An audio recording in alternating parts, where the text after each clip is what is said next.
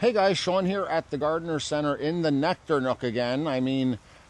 Yeah, you're going to be seeing me in the Nectar Nook a lot this year. There's more than one reason we put this whole thing together, as I've mentioned before. It's just not only just a cool place to hang out. We wanted to experience real life plant action and real life plant problems, so we could talk about them as they develop. Because a lot of plant problems do occur during the season, and a lot of them aren't a super big deal. And I'm going to be talking about another plant problem today that isn't a super big deal, but something that you guys should be aware of. Today we're going to talk about powdery mildew. If you've been in Connecticut for the past month or so, you may have noticed that it's been raining a bit here, and it's been a bit cloudy and a bit cold, and those are the kind of conditions that really cause powdery mildew to proliferate.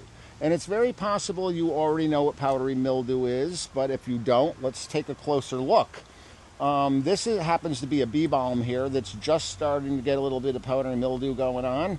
It typically starts down on the bottom of the plant like this. You'll see it here on the leaves. You'll see it on the stems.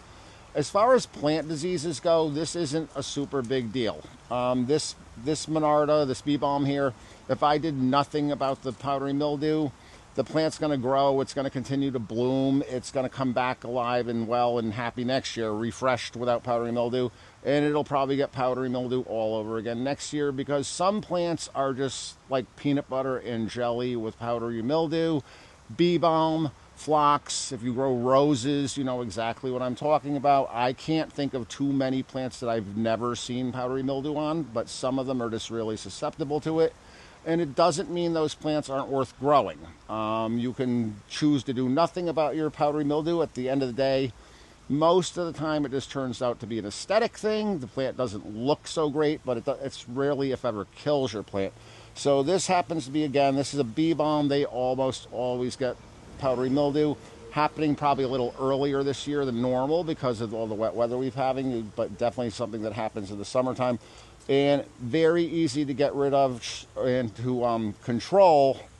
We like to use organic products, obviously, here at the Gardener Center, and we like to go for neem oil for powdery mildew.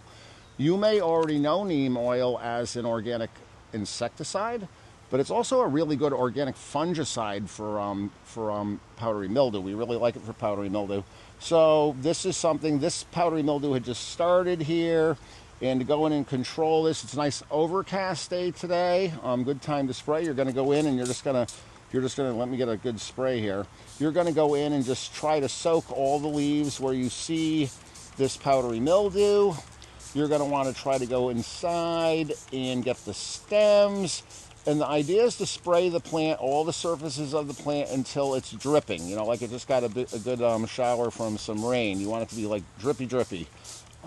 Like so, and that's going to prevent the powdery mildew from getting on the new foliage that doesn't have it already. It'll eventually the stuff that's there will go away, but powdery mildew will often leave like a stain or discoloration on the leaf. That you'll probably be stuck with.